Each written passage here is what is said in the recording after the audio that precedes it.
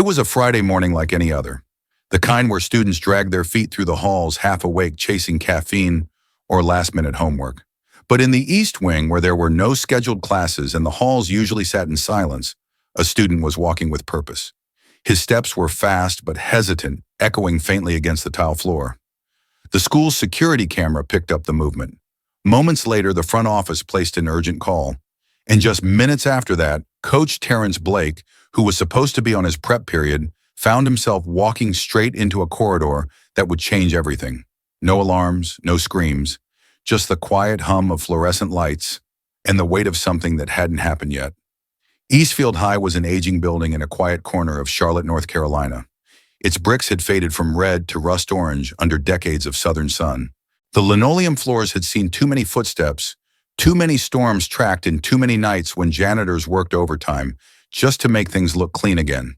The students didn't notice anymore.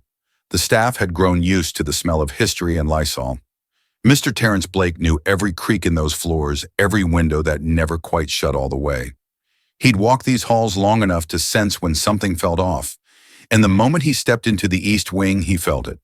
There was a stillness, not peace, not calm, but a charged kind of silence like before lightning strikes. The hallway ahead was empty, but not empty.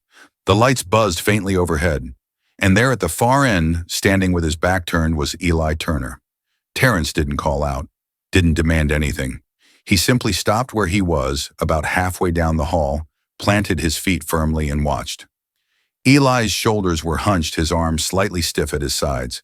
He wasn't moving much, but there was a trembling that reached all the way to his fingertips. Terrence had taught Eli in sophomore gym, seen him once or twice alone in the bleachers after hours. He wasn't a troublemaker. He wasn't loud. If anything, he seemed like the kind of kid who lived in the shadows of other kids' noise. Quiet, observant, maybe even a little invisible. Now in this dim corridor, Eli wasn't invisible at all. He was the only figure in the frame. Terrence took one slow step forward, then another.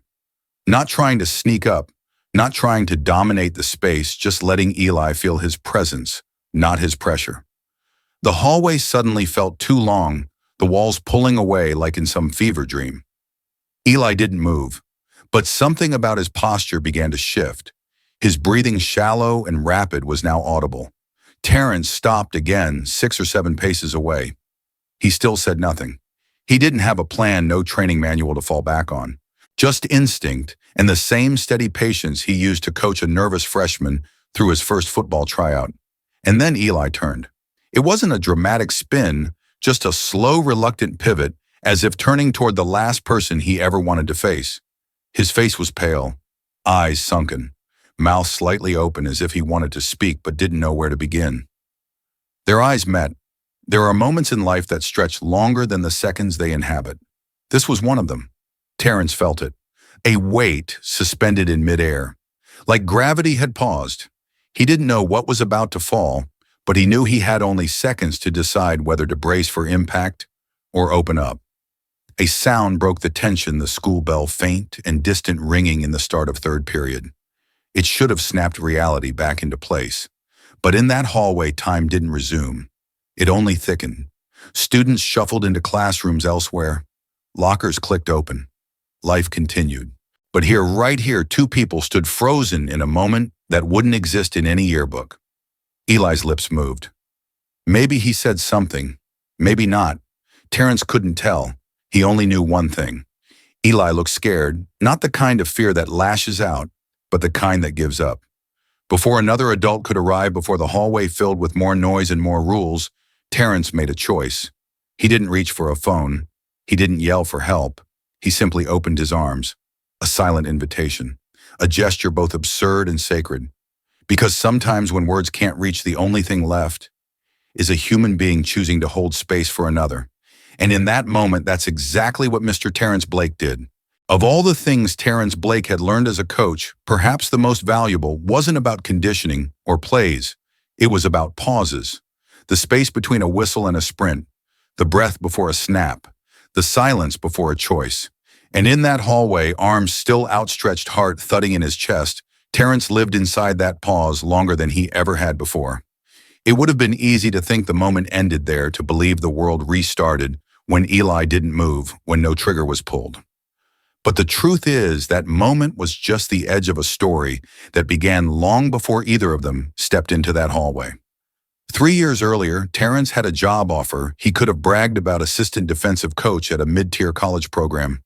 It was the kind of opportunity his younger self would have jumped at, hungry to chase whatever dream was left after a torn ligament ended his own playing career. But he turned it down.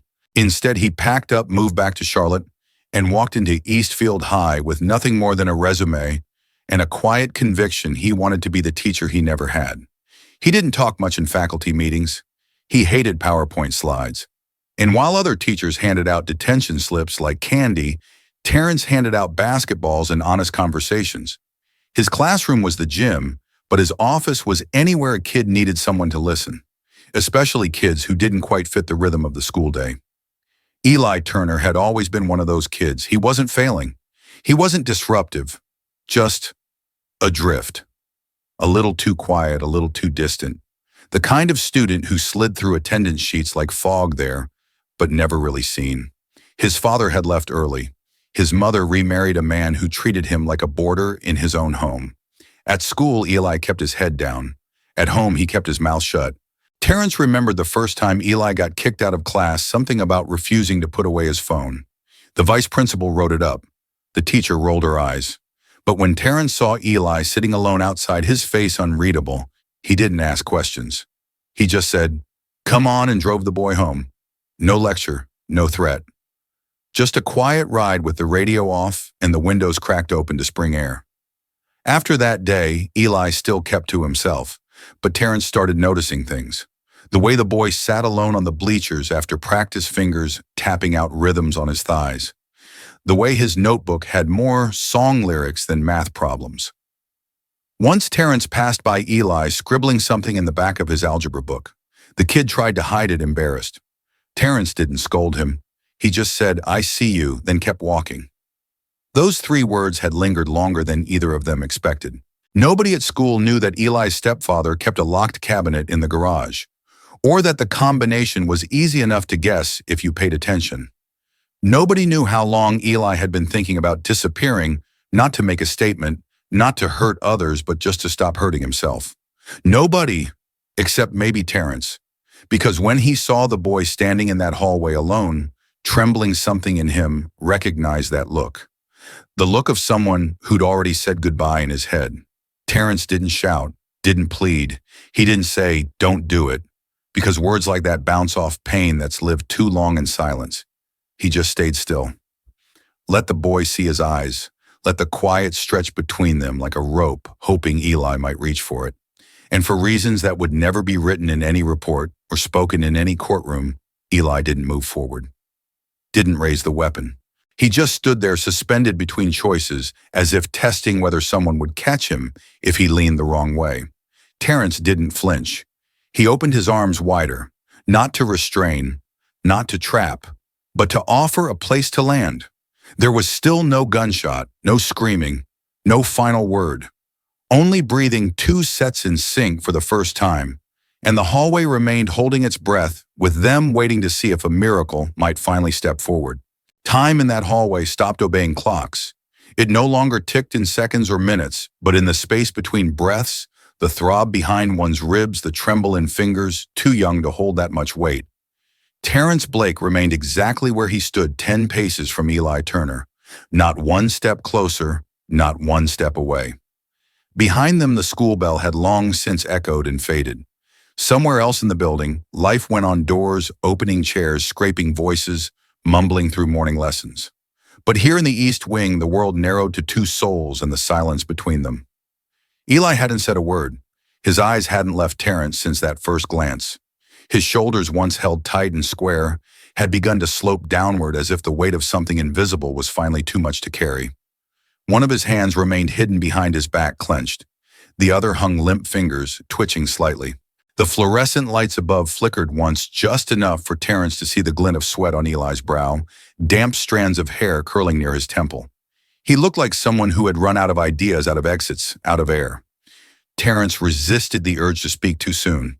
His voice, if it came, had to be more than sound. It had to be a bridge. So when he finally did say something, it wasn't a demand or a question or a command crafted from years of training. It was simple, soft, real. "Eli," he said, "I'm here." That was all. 3 words. But those words offered, without fear, without urgency, without judgment, landed like a stone dropped into a still pond. A ripple moved through the boy's body. His shoulders quivered. His lips parted, though no sound came out. And then slowly, impossibly slowly, his right hand began to move forward. For a brief moment, Terrence's heart knocked hard against his ribs. The movement was careful, deliberate. Not sudden, not aggressive. But the shape that emerged from behind Eli's back was unmistakable, the cold gray curve of a compact shotgun. Small enough to be hidden in a backpack. Deadly enough to end a life with a single mistake. Terrence didn't flinch, didn't shift his weight. He stayed steady, a fixed point of calm in the middle of a storm that had been building quietly for years in one boy's life. Eli's hands shook as he brought the weapon forward. Both of them, not to aim but to offer. He cradled the shotgun as if it were something fragile, something sacred, and extended it outward like a child, returning something he never should have taken. Terrence didn't reach for it, not right away.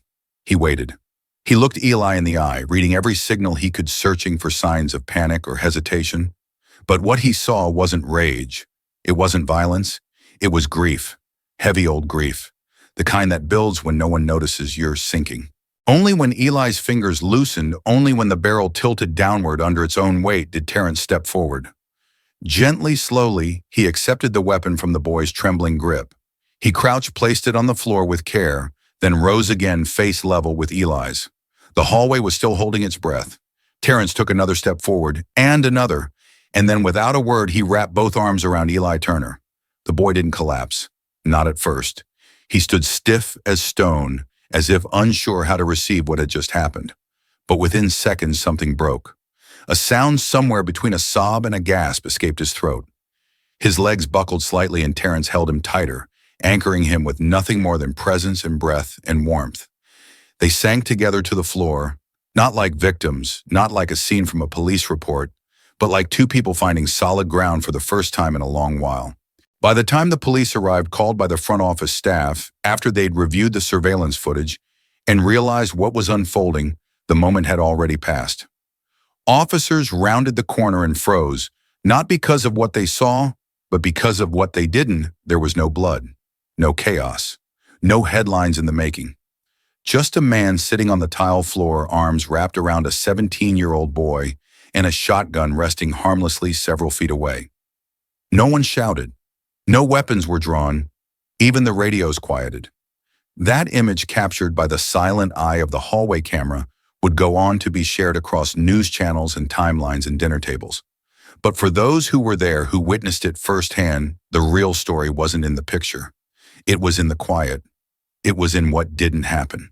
And it was in what one human being chose to do when everything could have gone another way.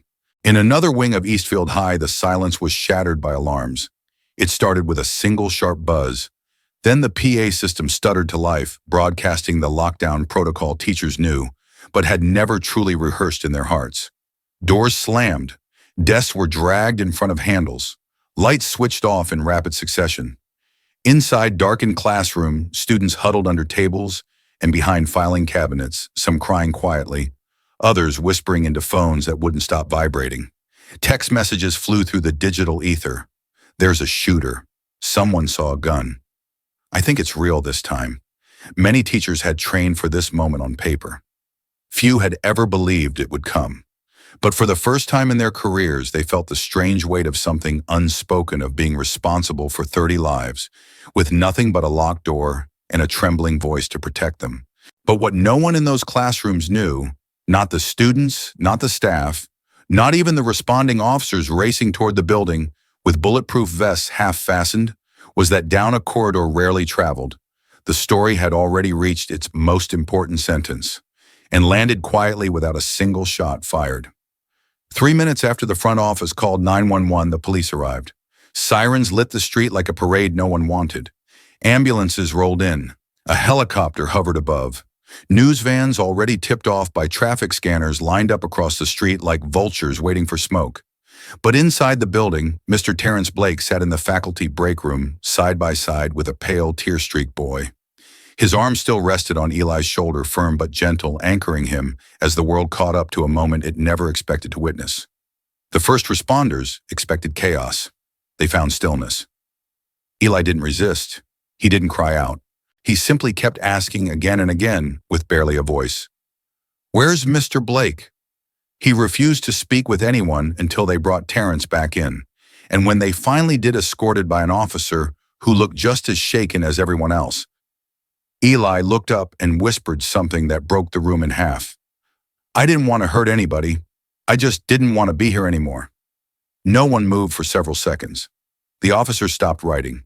The school counselor covered her mouth. Eli's mother, who had arrived moments earlier, in a panic gasped, then collapsed into sobs in the corner of the room. Eli's stepfather, expression hard and unreadable, said nothing. Terrence, however, didn't flinch. He simply stepped closer, his hand returning to the boy's shoulder like it had never left. He nodded, not in agreement, not in approval, but in understanding, as if to say, "I know," as if to tell him that no matter how twisted or broken the pain had become, someone still recognized it, still saw him. One of the detectives finally spoke, his tone surprisingly gentle. "Mr. Blake, weren't you scared?" The room turned to him. Terrence didn't answer right away. He looked down at Eli, who had begun to tremble again. Then slowly he lifted his head and replied, voice steady but soft. "Of course I was scared," he said, "but I was more afraid of what might happen if I didn't do anything at all." That line, so quiet in the room, so personal in the moment, somehow made its way out. A reporter would quote it hours later. It would appear beneath headlines stitched into think pieces posted on Instagram, slideshows next to that still frame from the hallway camera. And yet no photo, no caption could explain the way those words landed when spoken by the man who had chosen presence over panic. Later that evening, school officials made the decision not to pursue charges against Eli Turner. Instead, they arranged for his immediate admission to a mental health facility specializing in adolescent trauma and crisis recovery. The DA's office agreed. The story had already changed the narrative from threat to healing. At Eastfield High, a school-wide assembly was called the following week, not to mourn a tragedy, but to acknowledge the miracle that had occurred in its place. There was no music, no balloons, no dramatic speeches, just a circle of chairs in the gymnasium and a moment of collective breath. Teachers spoke honestly about fear. Students were invited to write anonymous letters about anything they wished they could say, but never had. The school counselor wept while reading the first one aloud, "I'm scared every day, and no one sees me." That was the point, Terrence would later say. That's why he opened his arms. After a brief leave, Terrence Blake returned to teaching. His gym class resumed as usual, jump ropes, warm-up laps, laughter echoing through the bleachers. But something had shifted. Students looked at him longer. They listened more closely. And when one girl dropped a basketball and quietly muttered, "Sorry, coach," he knelt beside her, smiled, and said, "Hey, no one's keeping score." Because now they all knew their teacher wasn't just there to blow whistles or track grades. He was the kind of man who could stop a bullet without ever lifting a hand, with nothing more than the courage to see someone and the love to stay. At first, it was just another clip in the security feed archive, a camera mounted high above the east hallway, capturing grainy, silent footage of a teacher wrapping his arms around a trembling student. There was no audio, no sirens, just a man in a hoodie and khakis kneeling beside a boy who looked like the world had given up on him. It lasted maybe 30 seconds, but within 24 hours, that footage would be seen by millions. The video wasn't released by the school or by the media. It came from a quiet corner of Eastfield's tech office, where a systems admin named Marco Lynn, soft-spoken 38, usually invisible, watched the clip alone at 2 a.m. He hadn't been able to sleep since the lockdown.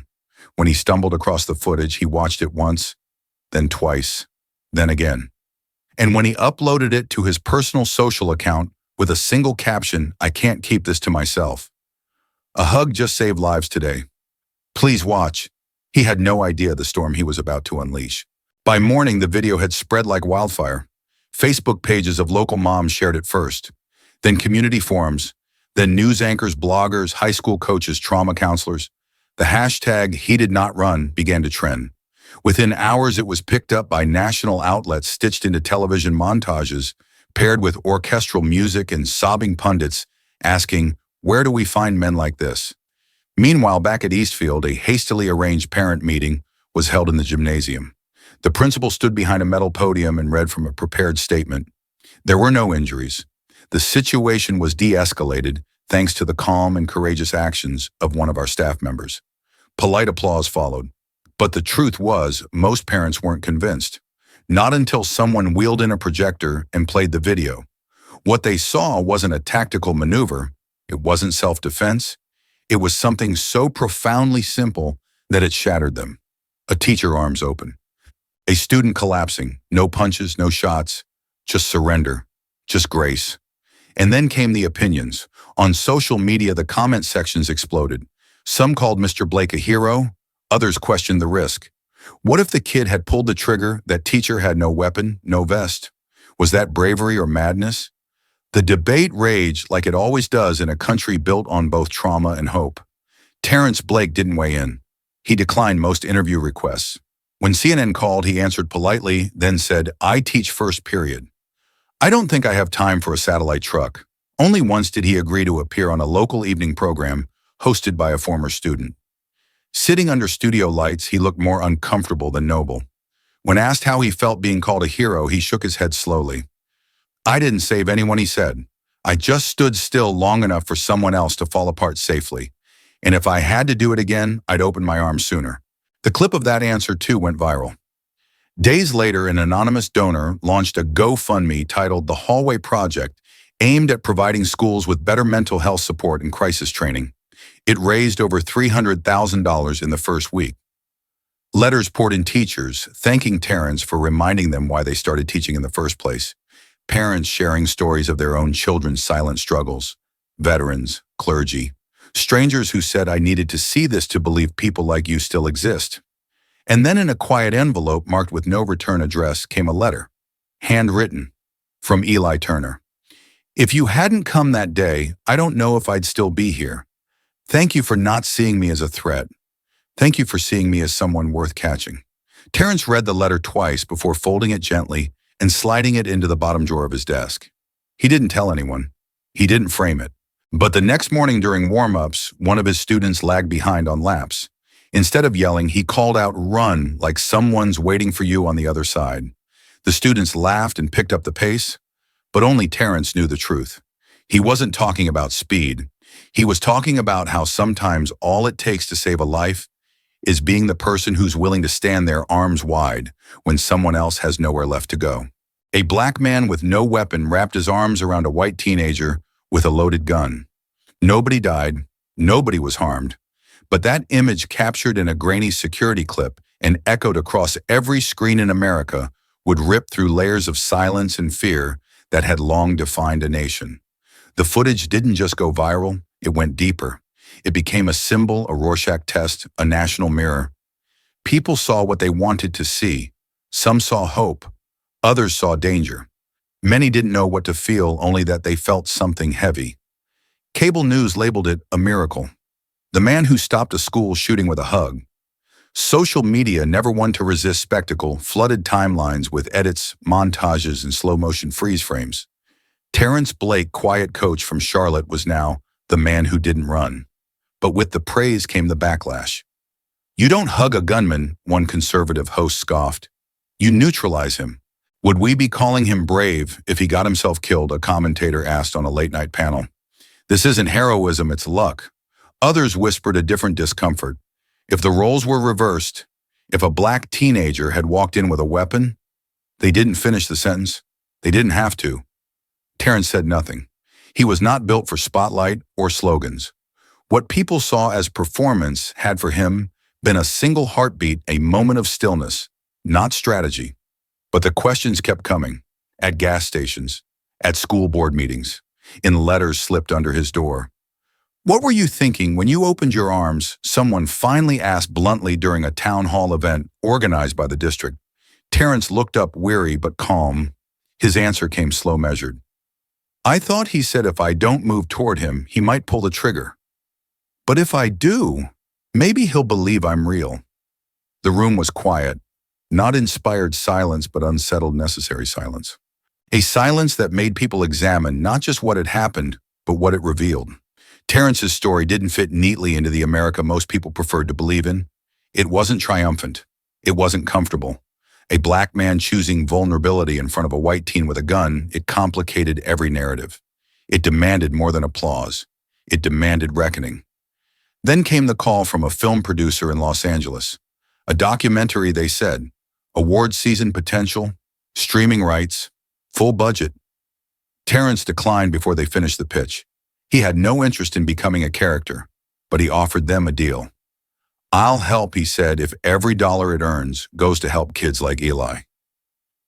That's how the E.T. Lives Fund was born, named quietly after Eli Turner. The foundation didn't just offer counseling. It trained teachers to recognize despair in quiet kids, funded anonymous peer hotlines, and created safe rooms in schools with too many shadows and not enough light. The film was never made, but the fund kept growing. At Eastfield High, change didn't come with banners or balloons. Instead, they framed a photo and hung it just inside the main entrance. It showed a long hallway, empty, lit by the soft overhead glow of fluorescent light. Two blurred figures in the center. No faces, no weapon, just an embrace. Beneath the image, in small serif letters, the plaque read, "This hallway was meant for walking, but one day it held a miracle. Students passed it every day. Some stopped, most didn't." That was okay. It wasn't meant to be a monument. It was meant to be a memory you could carry in silence, like a note folded in your back pocket. Terrence kept teaching. He showed up early like always, wore the same beat-up sneakers, whistled during stretches. And when kids asked Coach what really happened that day, he'd just shrug. Nothing he'd say. Everything. Depends on how you look at it. But now every so often, when students jogged past him during warm-ups, one or two would glance his way, not with awe, but with a kind of private gratitude. A nod, a pause, a look that said, "I saw what you did, and I know why you did it." And Terrence, without ever saying a word, would nod back. Because some fractures never fully heal, but some hands, when offered without fear, can reach right through them. There was no medal ceremony, no grand speech, no national anthem swelling in the background. Just a hallway that looked like any other: scratched tiles, buzzing lights, lockers with chipped paint, and a man with worn sneakers who returned to his job as though the world hadn't placed him briefly in the center of its attention. Mr. Terrence Blake walked back into Eastfield High with the same quiet pace, same clipboard tucked under his arm, and the same calm in his eyes. A year had passed since that morning. The headlines had faded. The hashtags slowed to a trickle. New students filled the desks, and on gym bleachers, many of whom had never heard the name Eli Turner. Some knew a story had happened in the D hallway, something about a teacher and a gun, but it was more myth than memory. What remained visible was a change. Almost no one spoke about the flickering lights in that hallway had been replaced. Brighter now, warmer.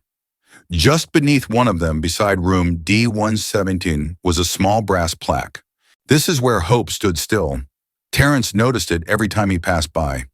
He never stopped to read it. He didn't need to. It wasn't for him. It was for the next person who might someday wonder whether stillness could be stronger than force. He continued to teach physical education, still refused speaking gigs, declined social media endorsements. Once a brand offered him 5 figures to wear their sneakers in a photo. He didn't even reply. But when the principal asked if he'd speak at the senior graduation ceremony, he paused, then said yes on one condition. No stage talk for the parents, he said. "I want 5 minutes, just to the kids." And so on the evening of the ceremony, when the applause died down and the stage was cleared, he stepped onto the gym floor, not the podium.